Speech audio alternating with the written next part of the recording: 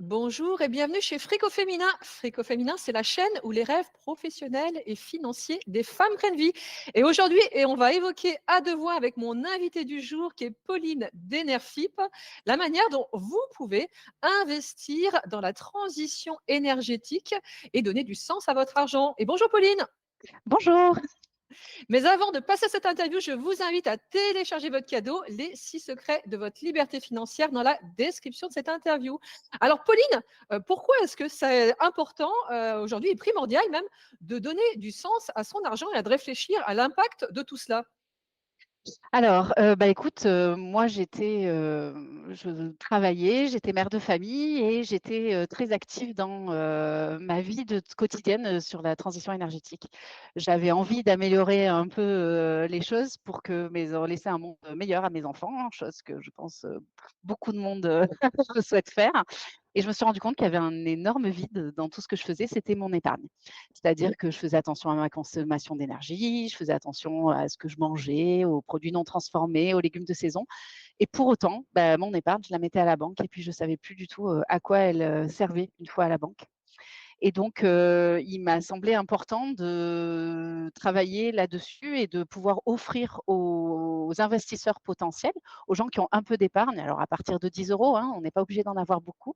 Cependant, je me suis dit que c'était important de leur proposer, une vraie alternative pour qu'ils puissent choisir où placer leur argent. Oui, aujourd'hui, on est nombreuses, alors les femmes encore plus sur ce Mmh. sujet-là, alors dans notre quotidien, on a mis en place pas mal de choses que sont le tri des déchets, le fait d'être plus sobre dans nos modes de déplacement, notre manière de revoir nos modes de consommation pour être, Ouais. on va dire, sur quelque chose de plus conscient vis-à-vis de notre impact sur l'environnement. Mais il y a peu de personnes qui se posent la question de leur épargne. Or, la manière dont on laisse notre argent à certains endroits et où on l'investit a un impact absolument énorme sur, l'environnement et sur, les secteurs économiques qu'on veut pousser demain. Évidemment. Évidemment, c'est très, très important. On parle souvent de la carte bleue comme bulletin de vote, hein, c'est pareil, hein, l'épargne, c'est un bulletin de vote. C'est aussi un moyen de dire, «Je soutiens, je sais pas, les énergies renouvelables, je soutiens la transition énergétique» et de montrer qu'on est actif, en fait, qu'on est voilà, le mot acteur est pour moi très, très important. C'est actrice, en l'occurrence, c'est très important de se dire: «Mais, j'agis moi, à titre personnel, par mes choix, par mes placements, par ma carte bleue, je fais des choix et je les défends. Voilà. Et donc, c'est ce que propose Enerfip en fait, c'est, de proposer, à des investisseurs, et des investisseuses la possibilité de placer son épargne dans des projets d'énergie renouvelable. Alors parfois, ça va être, des projets qui sont juste à côté de chez eux, chez soi. Alors ça, c'est génial, c'est, sur le terrain à côté de ses grands-parents, dans le département, où on a passé, ses vacances, d'enfance et cetera. Donc, là, c'est super, c'est du concret, on peut aller voir et puis parfois, c'est un peu n'importe où en France, mais au moins ou en Espagne d'ailleurs, mais au moins c'est quelque chose, c'est de l'actif, c'est quelque chose de concret et c'est quelque chose qui va produire de l'énergie verte. Voilà.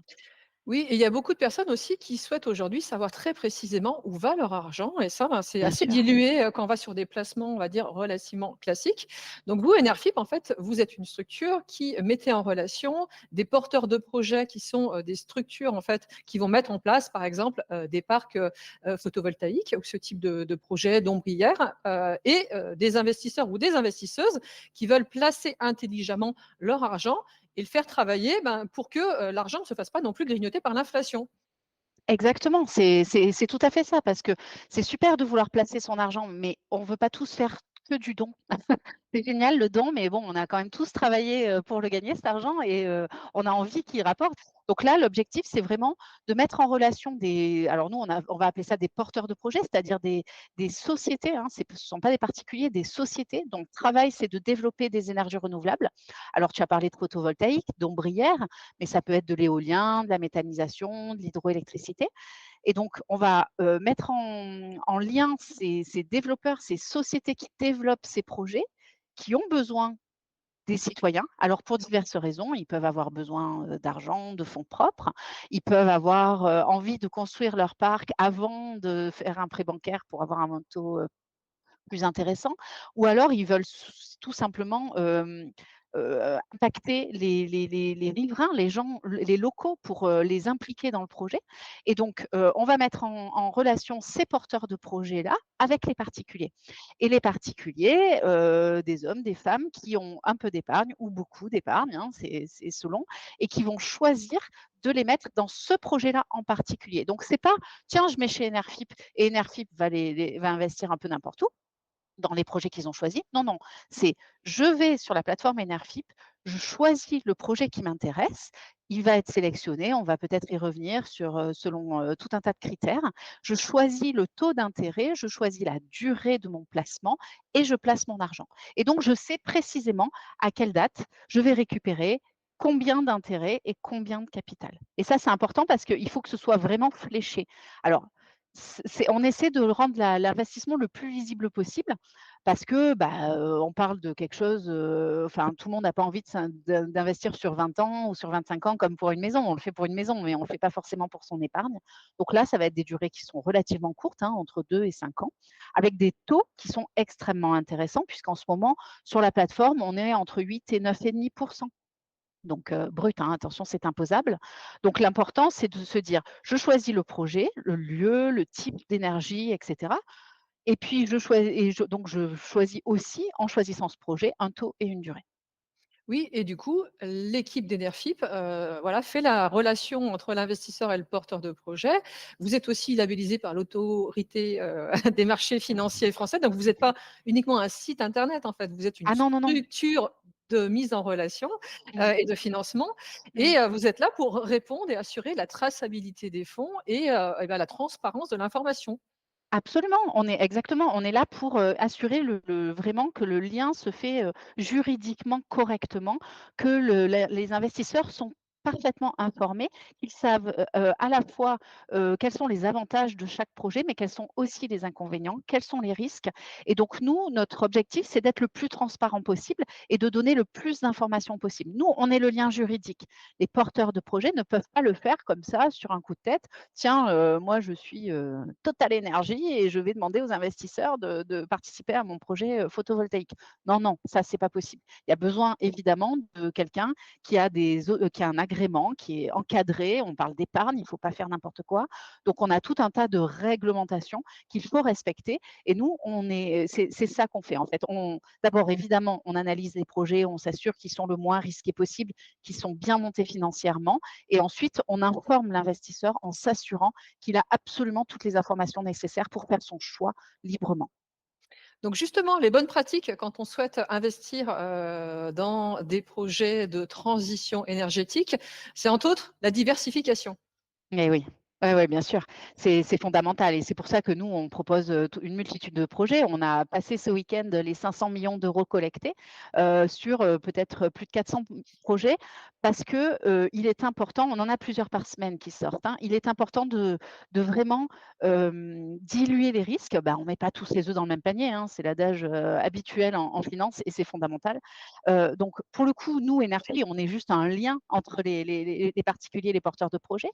Donc, on n'a pas vraiment d'impact. En revanche, les porteurs de projets et les projets en eux-mêmes, il faut les varier. Et donc, il faut pouvoir se dire, bah, je vais investir dans plusieurs projets. Alors, peut-être que parce que c'est le terrain à côté de chez ma grand-mère, j'ai envie de mettre plus, puis je connais le mec qui possède le terrain, il m'a dit que c'était super sûr, etc. Je vais en mettre un peu plus, mais il faut jamais mettre toute sa retraite ou évidemment tout s'envoyer là-dedans. Il faut absolument répartir et mettre un peu dans plein de projets différents, ça dilue les risques, tout simplement. S'il y a un projet qui se casse la figure, eh bien, les autres rattraperont dans la mesure du possible ce qu'on a perdu. Donc ça, c'est fondamental et c'est pour ça aussi que notre investissement minimum, il est à 10 euros. Parce que d'abord, c'est pas parce qu'on a une petite épargne qu'on n'a pas envie de la placer intelligemment, mais aussi parce que ça permet d'être complètement maître du montant et pouvoir se dire, bah, je sais pas moi, chaque mois, je mets, mon épargne du mois sur Enerfip et je vais la mettre sur 5 projets différents ou 3 projets différents. Et là, pour le coup, c'est vraiment la dilution des risques, très, très efficace. Et oui, parce qu'en matière d'investissement, le risque zéro n'existe pas et c'est le fait de viser long terme et de diversifier ses investissements qui permet justement quelque part de lisser le risque. Bien sûr, et absolument et alors ça, c'est fondamental. Le risque zéro n'existe pas évidemment, en épargne comme dans beaucoup d'autres choses, mais quand vous investissez sur, Enerfip, vous investissez dans des projets qui ont été analysés. Donc nous, on a toute une équipe d'analystes, donc c'est le métier, qui vont prendre toutes les informations concernant le porteur de projet et le projet lui-même, qui vont analyser, sa solidité financière, les différents actionnaires, les CV, qui est dans le projet, et cetera, qui vont analyser aussi, peut-être les autorisations, fournies par l'État, qui vont analyser les contrats qui ont été signés, les baux, et cetera. Donc nous, on va vraiment faire une analyse très, très précise de ce projet qui va durer plusieurs semaines et on va aboutir à une note de ce projet. Et donc, ce projet, par exemple, c'est A, B, C, D, hein, alors il y a un peu A+, A-, mais grosso modo, c'est ça. S'il est D, il n'ira pas sur la plateforme parce qu'on estime que le risque est trop important. Et donc, on va, choisir le niveau de risque en fonction évidemment, on va négocier avec le porteur de projet un taux et une durée. Et une fois que tout le monde est d'accord, on va le mettre sur la plateforme. Ce qu'il faut, c'est qu'au moment où vous allez sur le projet, vous ayez les informations qui vous permettent de savoir quel est le niveau de risque, que vous puissiez comparer en fait entre un projet et un autre. Par exemple, un projet qui est en cours de développement est plus risqué qu'un projet qui tourne et qui produit déjà de l'électricité. Parce qu'il peut y avoir un refus de l'État, un blocage de la mairie, une enquête environnementale qui passe pas parce qu'il y a des chauves-souris sur le terrain, enfin je ne sais pas. Donc le niveau de risque, il est variable. Et donc en face de chacun de ces risques, on va mettre des sécurités, des sûretés.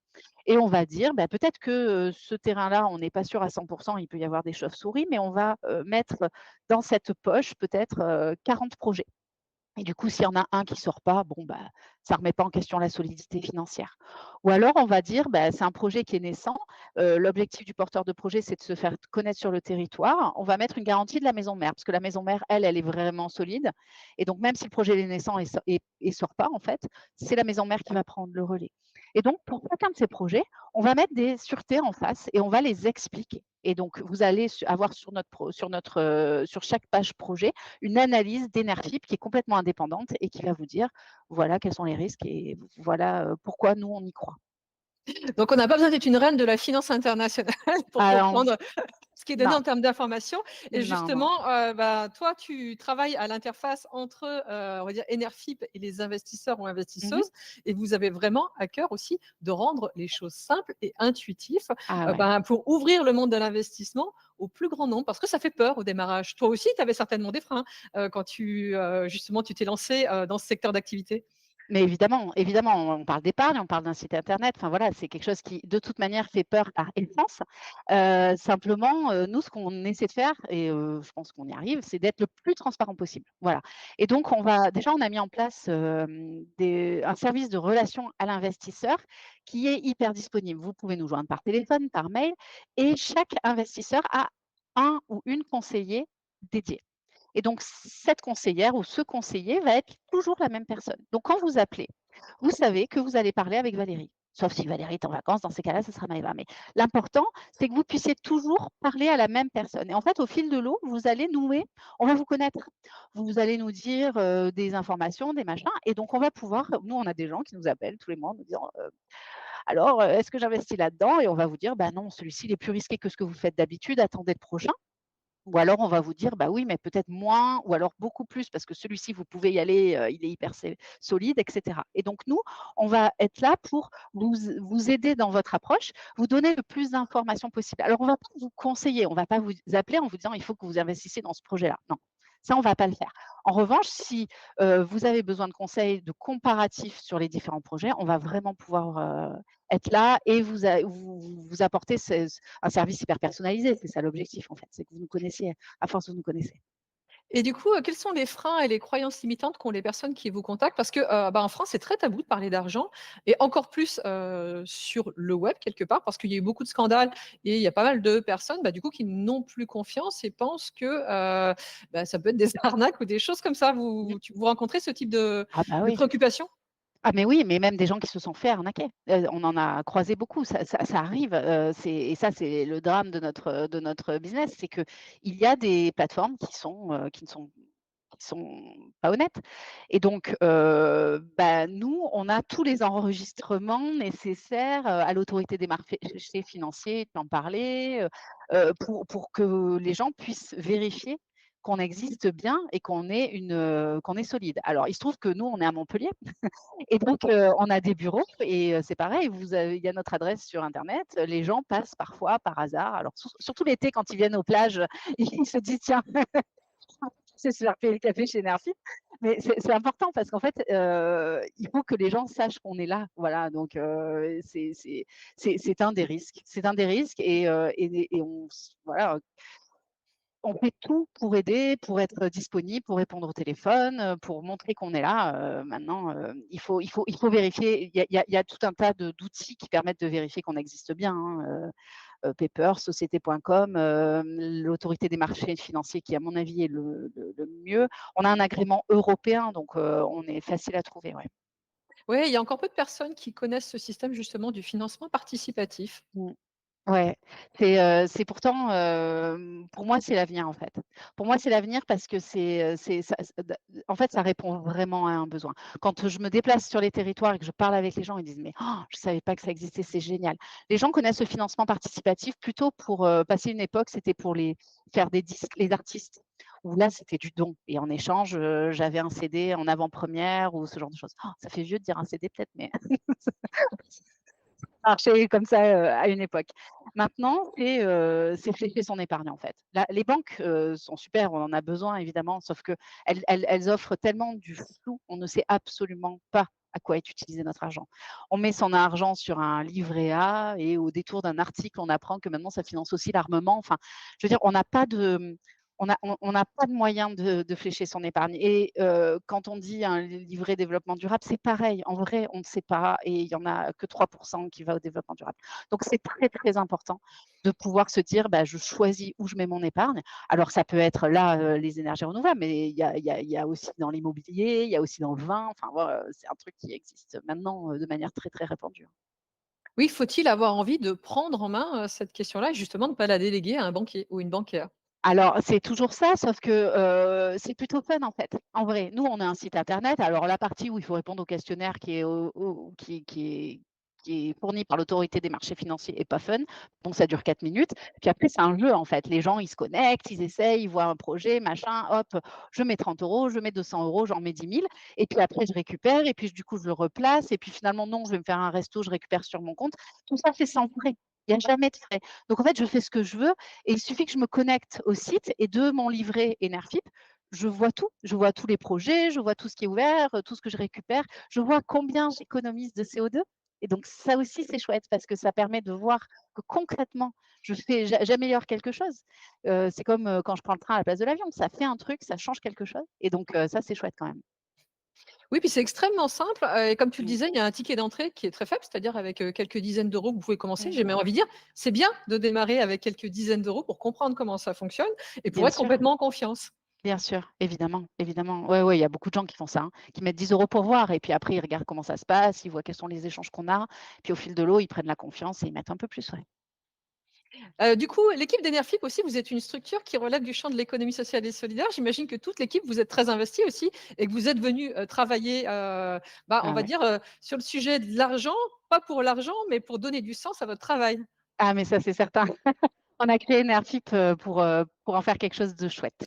Voilà, l'objectif, c'était que ce soit sensé, donc par exemple, bah, tous les salariés sont actionnaires. Donc ça, c'est quelque chose qui est très important pour nous et qui a beaucoup, beaucoup de valeur. On a mis en place, depuis quelque temps la semaine hybride. Je ne sais pas si tu, connais le concept? De dire, une demi-journée par mois et de travail est consacrée à une association. Donc je peux aller, faire du mentorat, aller ramasser des déchets sur une plage, peu importe, mais j'ai une demi-journée par mois de travail qui peut être consacrée à, distribuer des repas, à faire une collecte pour la banque alimentaire, voilà. Donc ça c'est chouette aussi et puis il y a évidemment une émulation, sur, la transition énergétique et sur toute l'écologie et cetera. On s'est dit que tous les mardis, c'était un mardi végé, on mangeait pas de viande, donc toute la boîte ne mange pas de viande le mardi, voilà, il y a vraiment tout un tas de petites choses comme ça parce qu'on y croit quoi, voilà, on se donne des tips. Pareil quand, les gens partent en vacances et qu'ils prennent le train, ils ont le droit de travailler dans le train et de ne pas poser des jours. Donc ça permet de se motiver plutôt que de prendre l'avion parce que ça va plus vite, je perds moins de temps. Bah là, prends le train et puis, c'est compté comme travailler quoi, c'est quand même sympa.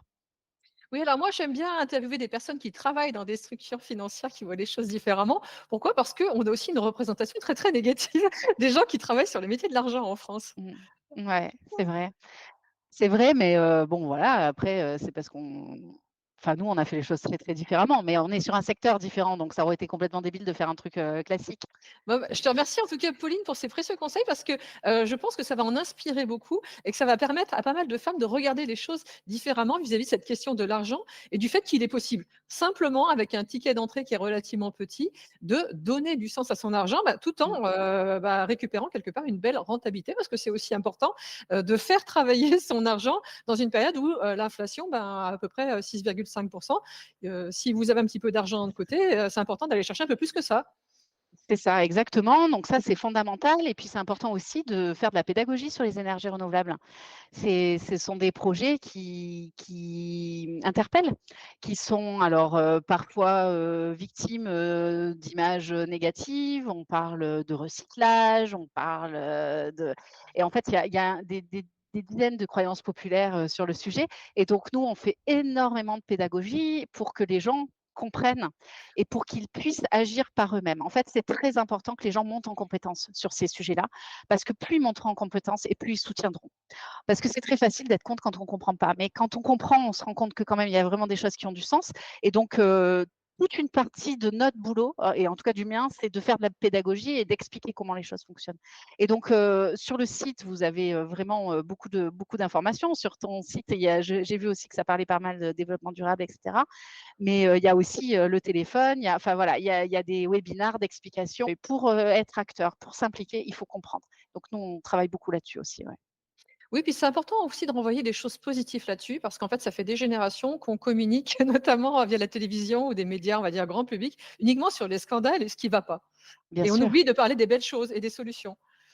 C'est très français ça, non? Le principe. Non, ça c'est pour nous, c'est fondamental, c'est de ne jamais communiquer négativement. Voilà. Ça a été, mais dès le départ, hein, c'est parce que nous, on était comme ça, dans notre tête et on s'est dit: «Non mais c'est pas possible, on ne va jamais, communiquer sur ce qui ne va pas et pourquoi il faut changer. On va communiquer sur qu'est-ce qu'on peut faire et comment ça peut bien tourner, en fait». Et on peut faire des choses, on peut être acteur, on peut être vraiment, on peut faire des choses bien, donc autant en profiter et voilà et se lever et avancer, quoi. Oui, et puis la transition énergétique, c'est l'enjeu de notre société, hein, puisqu'on consomme de l'énergie, donc la sobriété en fait partie, mais la production d'énergie renouvelable, ça fait partie vraiment de l'enjeu économique de mutation de nos sociétés. On peut pas passer outre. On utilise de plus en plus d'électricité, on peut pas, tout miser sur le nucléaire, qui est quand même, pas renouvelable malgré ce qu'on dit et qui est, même si c'est décarboné, qui a quand même de gros, gros, gros défauts.